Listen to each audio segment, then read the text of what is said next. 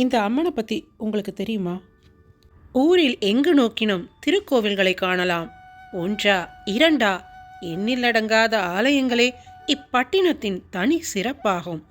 பெரியனவும் சிறியனவுமான ஆலயங்கள் பார்க்கும் இடமெல்லாம் தரிசனம் தந்து இறைவன் எங்கும் நிறைந்துள்ளான் என்னும் தத்துவத்தை உணர்த்தி கொண்டிருக்கின்றன.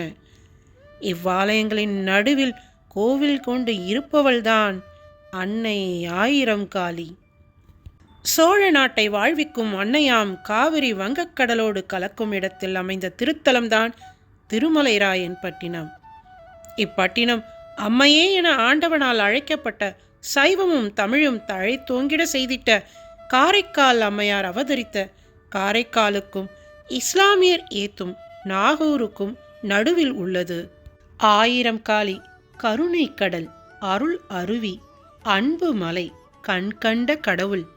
அத்தகைய சிறப்புமிக்க இந்த அன்னையின் பெருமை மிகு வரலாற்றையும் சிறப்பையும் சக்தியையும் மறக்காமல் முழு வீடியோவை பார்த்து தெரிந்து கொள்ளுங்கள்.